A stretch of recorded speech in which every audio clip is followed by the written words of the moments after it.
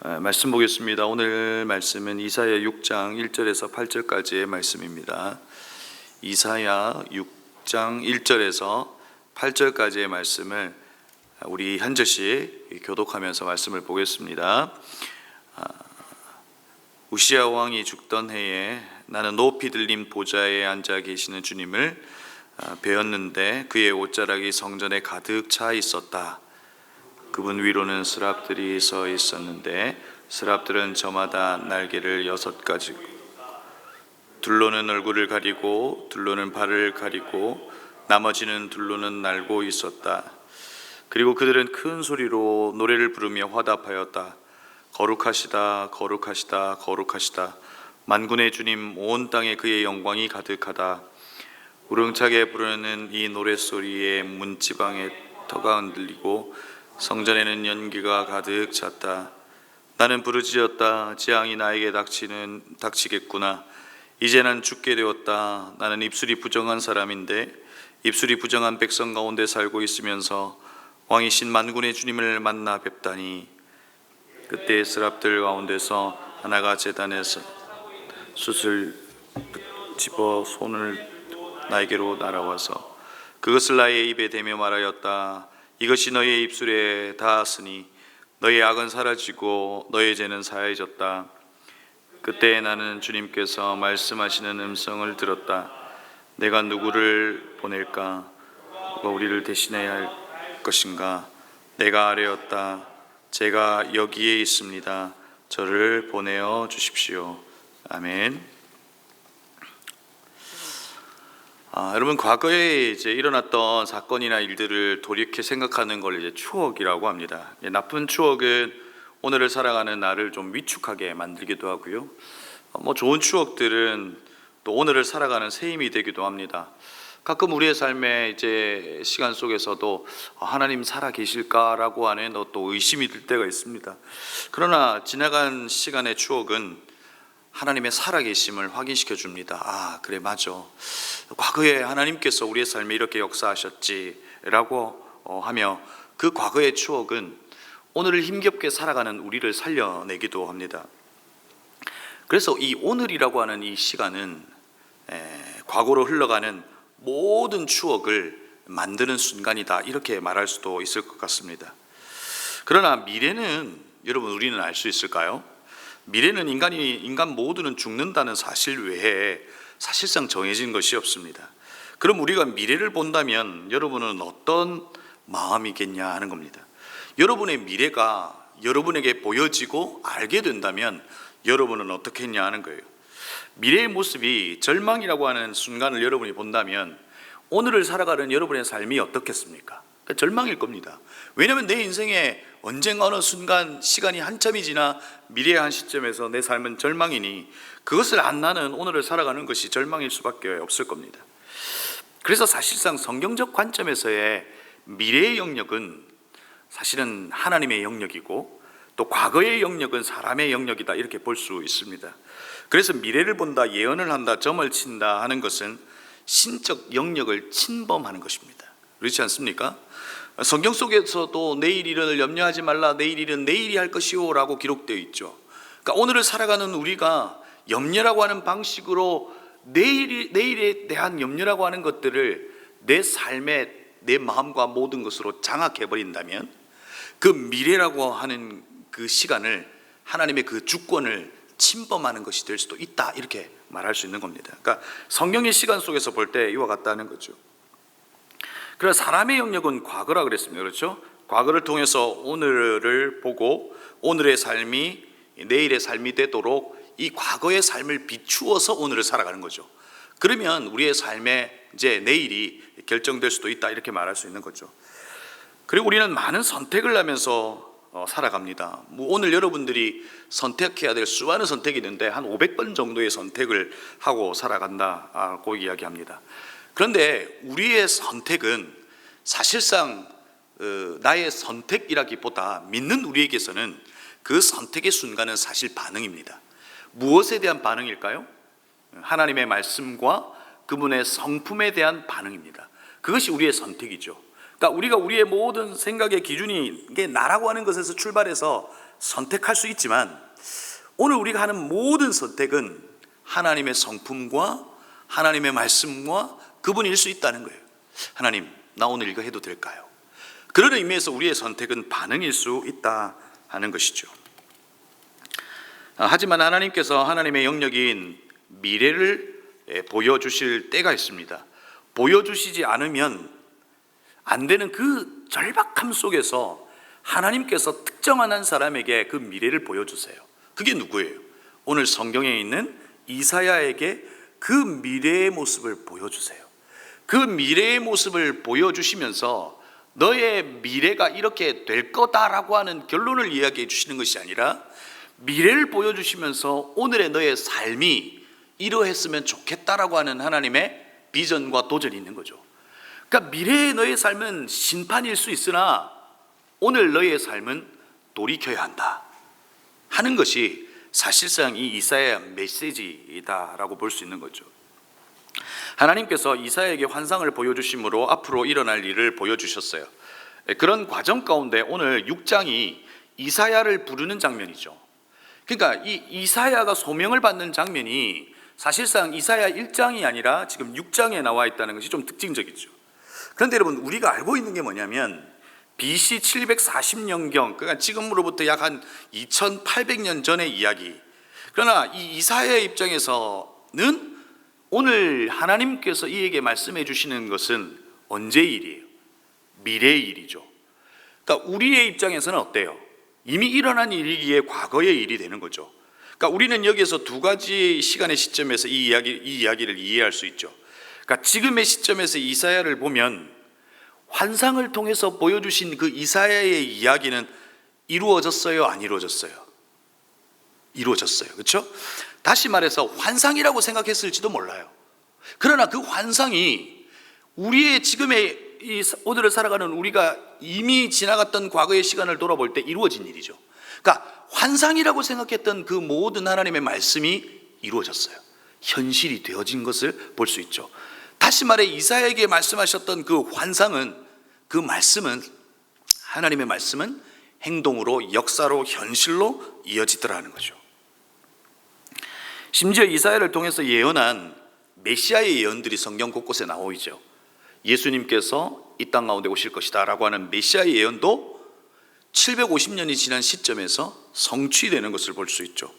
환상으로 본 것들이 역사가 되어진 것을 볼 수 있고, 우리는 그 이루어진 역사의 이야기를 통해서 하나님은 살아계신다, 그리고 하나님의 말씀은 이루어진다라고 하는 것을 알게 되죠.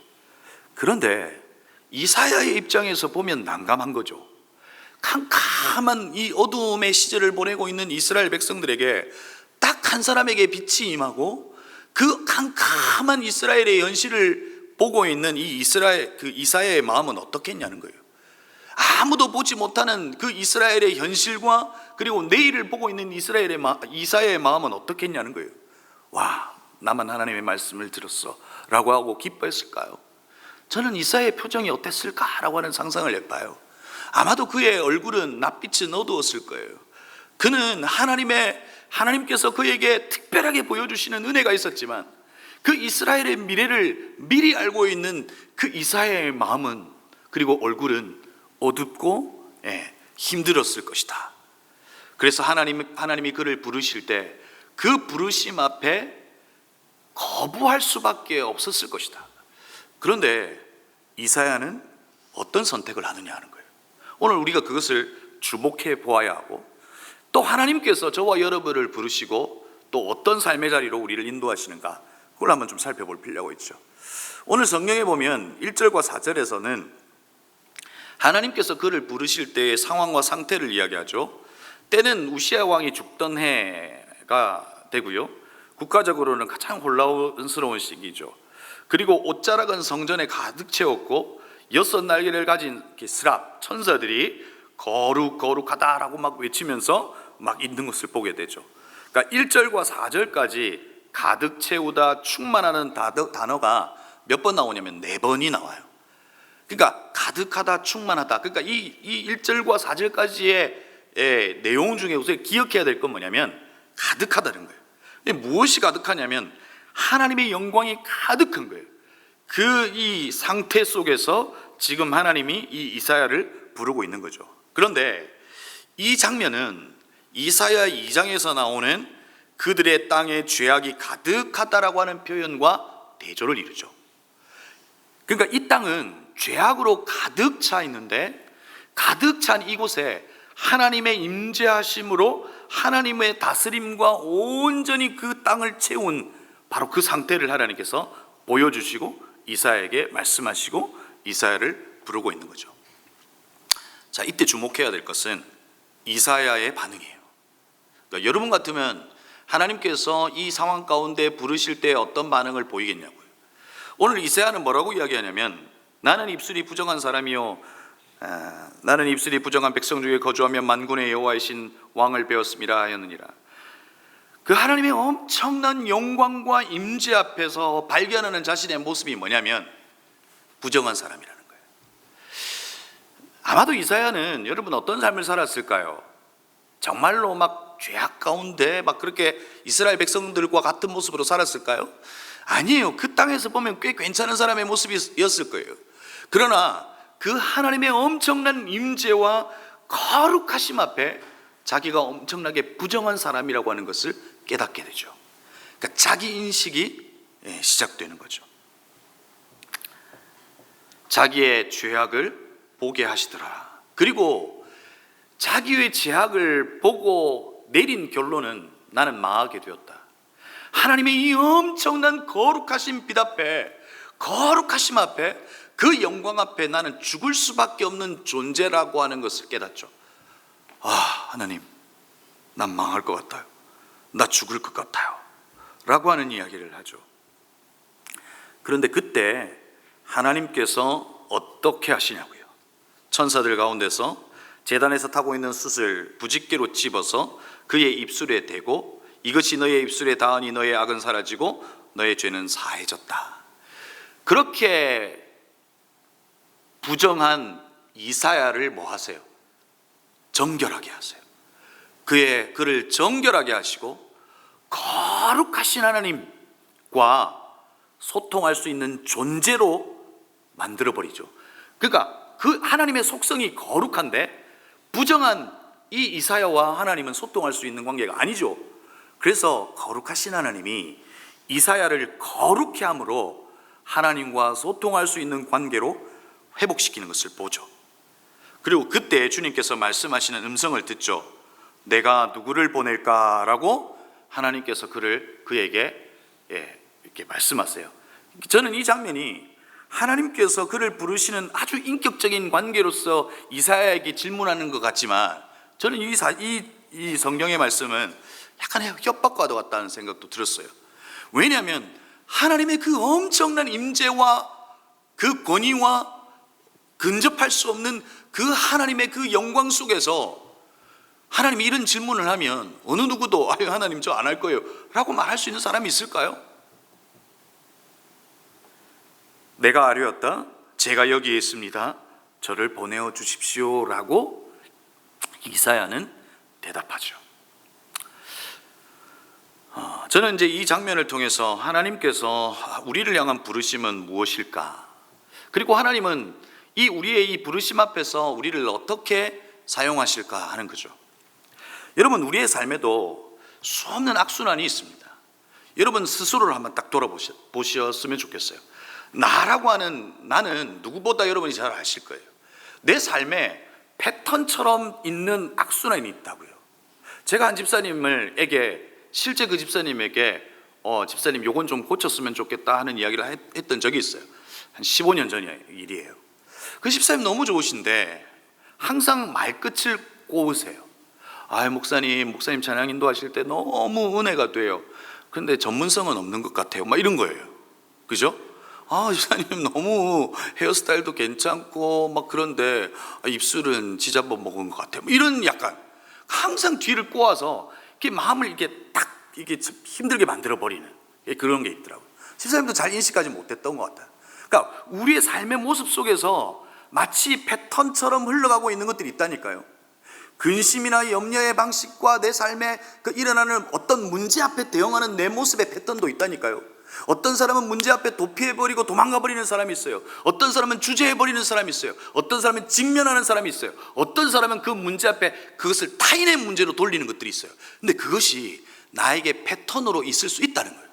내 삶에 악순환은 없는가 한번 돌아봐야 돼요. 두 번째, 여러분의 가정에 이와 같은 악순환은 없는가 하는 거예요. 그 여러분의 가정과 공동체 안에서 마치 루틴처럼 패턴처럼 있는 이 악순환은 없는가라고 하는 거예요. 여러분, 하나님께서 이스라엘을 부르실 때 이스라엘에 이 악순환이 있었죠. 무슨 악순환이었어요? 하나님의 말을 듣지 않는 악순환이었어요. 들으라 이스라엘아 라고 주님께서는 그 이스라엘 백성들의 존재의 정체성을 하나님의 말씀을 듣는 정체성으로 그를 규정해 주었지만 하나님의 말씀을 듣지 않는 패턴과 악순환이 있었던 거죠. 그 악순환을 끊기 위해서 누가 온 거예요? 이사야를 부르신 거예요. 자, 여러분 보세요. 여러분의 가정을 한번 볼게요. 여러분의 가정에 문제의 원인 제공자가 있습니다. 그렇죠? 하나님은 여러분의 가정을 회복하게 하시기를 원하세요. 그건 아멘이세요? 그런데 그 가정에 문제를 일으키는 그 어떤 누구가 변하면 그 가정이 변화될까요? 하나님의 방식은, 그 악순환을 끊는 방식은 그 악순환의 원인 제공자가 변해서 그 가정이 바뀌는 것이 아니라 생명이 있는 사람을 통해서 바뀐다는 거예요. 하나님께서 이사야를 부르시고 그를 회복케 하시고 생명 있는 자로 그를 바꾸어 내셔서 생명 있는 그 한 사람을 통해서 하나님을 회복해 하시더라는 거예요. 그게 성경의 방식이에요. 사랑하는 성도 여러분, 사랑하는 청년 여러분, 여러분의 삶에 여러분 안에 치유와 회복이 일어날 수 있기를 바라요. 여러분이 생명이 되어서 악순환의 그 끈과 고리를 끊어버리실 수 있기를 바라요. 나에게 일어났던 그 일들도 여러분을 회복케 하시고 치유하시는 하나님으로 말미암아 끊을 수 있기를 바라고, 여러분의 가정과 공동체 가운데 쟤 때문에 안 돼가 아니라 여러분이 생명이 되므로 그 악순환의 패턴과 고리를 끊어 그 공동체와 그 가정과 여러분이 거하고 있는 그 모든 것을 회복해 되는 그 일들이 우리 안에 일어날 수 있기를 바라요. 하나님은 이사야를 부르셔서 그 일을 하고 계신 거예요. 또한 우리는 하나님의 부르심과 비전이라고 하는 것은 어떤 것일까라고 하는 것을 생각해 보아야 되죠. 여러분, 하나님께서 이사야를 택하셨고, 그러면 이사야는 그 땅을 향하여 복음을 선포하고 주의 말씀을 전하는 그 일들이 그가 탁월하고 좋아하고 잘해서 하나님께서 그 일을 시켰겠냐고요. 우리는 하나님의 부르심 앞에서 우리에게 해야 될 그 어떤 일은 내가 좋아하고 내가 잘해서 그 일을 하는 게 아니라 하나님은 내가 하지 않으면 안 되는 그 일을 행하게 하시더라는 거예요. 그게 있을 수 있어요. 내가 잘하고 좋아하는 게 아니라 내가 하지 않으면 안 되는 그 일에 하나님은 부르시더라고요. 오늘 이사야는 내가 하지 않으면 안 되는 그 일에 뭐 한 거예요? 순종한 거예요. 주님, 내가 할게요 라고 하나님 앞에 순종하여 그 길을 갔고, 그는 이 땅의 심판을 이야기했지만 궁극적인 하나님의 목표는 회복이라고 하는 것의 메시지를 전하고, 그가 전했던 그 말이 오늘을 살아가는 우리의 입장에서 지나간 일들로 하나님의 말들이 이루어진 것을 우리가 보고 있는 거죠. 사랑하는 성도 여러분, 사랑하는 청년 여러분, 여러분의 삶에 있는 악순환을 끊으실 수 있기를 바랍니다. 다시요, 여러분의 삶에 있는 악순환을 끊으실 수 있기를 바랍니다. 그 악순환의 원인 제공자가 아니라 하나님의 말씀이 있는 사람, 생명이 있는 사람이 그 악순환을 끊습니다. 생명이 있는 자가 되실 수 있기를 바라고, 하나님께서 여러분을 부르실 때가 있습니다. 잘하는 거 좋아하는 거 아닐 수 있어요. 오래 하는 거 아닐 수 있어요.